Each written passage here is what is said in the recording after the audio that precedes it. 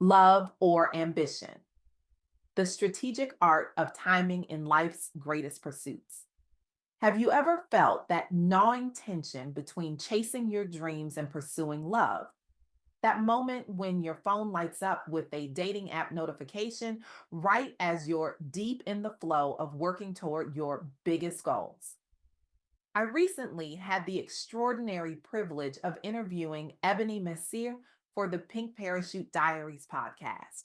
Ebony is a remarkable force of nature who, at 51, is navigating a career transition while embracing self love as the foundation for all her relationships.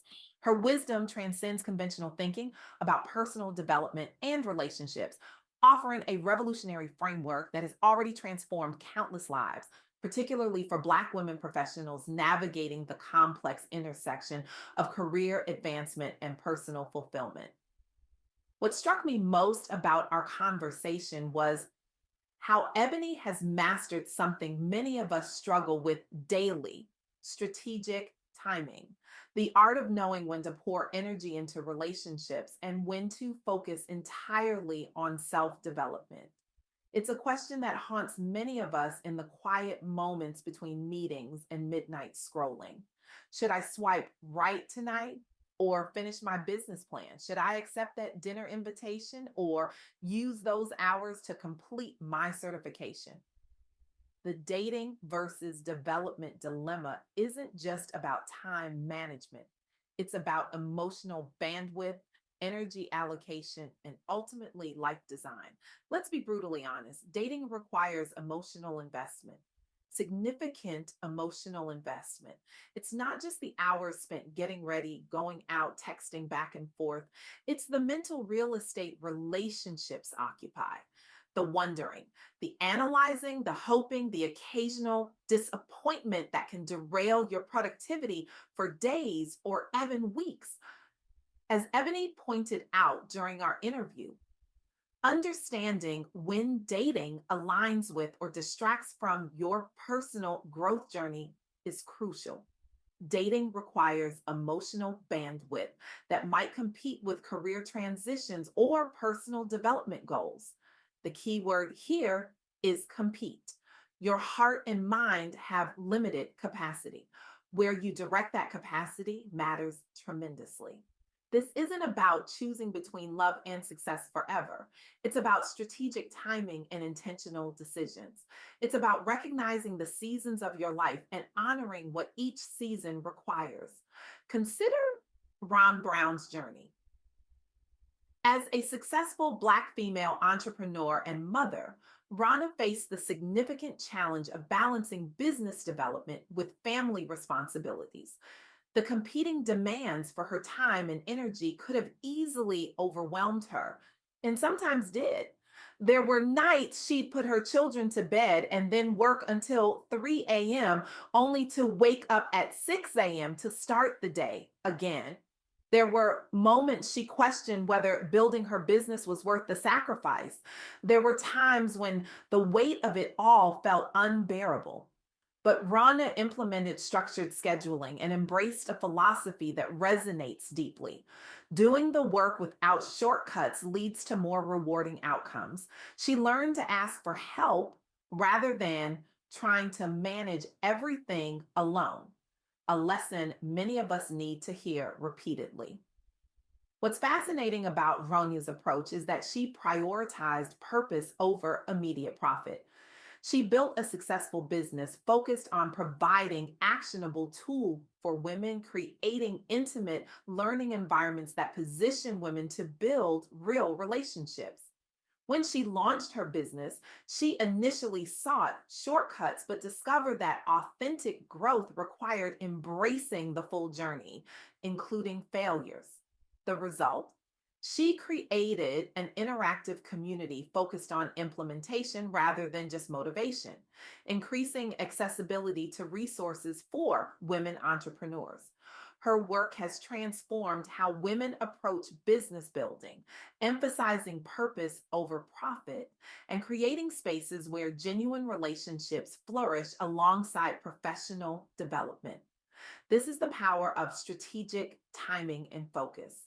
By temporarily prioritizing her purpose and implementing structured systems, Roni created something that ultimately enhanced her capacity for meaningful relationships, both professional and personal. Now, let's shift our perspective to a broader view. Atlanta has become the top city for Black millionaires by fostering an environment where professional development and community support coexist. This didn't happen by accident or overnight. Black professionals in Atlanta face the challenge of building wealth while maintaining cultural connections and supporting community growth in a competitive business landscape. The city developed strong support networks, including the Atlanta Black Chambers and Black Wealth Summit, providing funding, mentorship, and networking opportunities specifically for Black entrepreneurs. The result: Atlanta now boasts one of the largest concentrations of Black owned businesses in the country, spanning real estate, tech startups, restaurants, law firms, and entertainment companies. Many Black professionals initially came to Atlanta for education at prestigious HBCUs and stayed after graduation, contributing to local economic growth and establishing professional networks that uplift future generations. This environment demonstrates something profound. Focusing on personal and professional development within a supportive community creates opportunities for both individual success and meaningful relationships with like minded partners. The city has created a self reinforcing ecosystem where Black success breeds more success, with many executives climbing corporate ladders at major companies like Coca Cola, Delta Airlines, and Home Depot. What's the lesson here? Sometimes the best way to find meaningful connection is to first focus on creating the right environment for your own growth. As Maya Angelou wisely noted, you can't use up creativity. The more you use, the more you have. The same applies to success and the capacity for meaningful relationships. Let's look at one more powerful example. Louisa Joe grew her online business from zero to over $1.1 million dollars in just 11 months without an existing audience. She had to overcome the challenge of building a business from scratch without an established platform, requiring intense focus and strategic decision making about time allocation. Louisa implemented a strategic approach to business growth that prioritized skill development and targeted outreach, particularly leveraging platforms where her potential clients gathered. Her business reached the $1 million mark in less than a year, proving that concentrated effort on personal goals can yield extraordinary results when not diluted by distractions. She began without the typical advantages of an existing audience or platform, forcing her to be methodical and intentional about every aspect of her business development. Her success demonstrates that temporary focus on personal goals can create a foundation for long term success and stability, potentially creating better conditions for future relationships. Now, I can almost hear some of you thinking, but I don't want to be alone while I build my empire. I understand that fear, the worry that success might mean solitude, that choosing yourself might mean choosing loneliness. But here's what Ebony emphasized in our conversations: building a strong foundation of self love and personal accomplishment creates a healthier platform for future relationships. This is especially important for Black professionals navigating both career advancement and personal fulfillment in environments that weren't designed with our success in mind. Self investment isn't selfish, it's strategic. It's recognizing that the quality of your relationships will directly reflect the quality of relationship you have with yourself. As Audre Lorde powerfully stated, caring for myself is not self indulgence, it is self preservation, and that is an act of political warfare. There are clear signs that indicate when you're prepared to integrate dating into your life without compromising your goals. Learning to identify these indicators helps maintain balance and prevents derailing progress.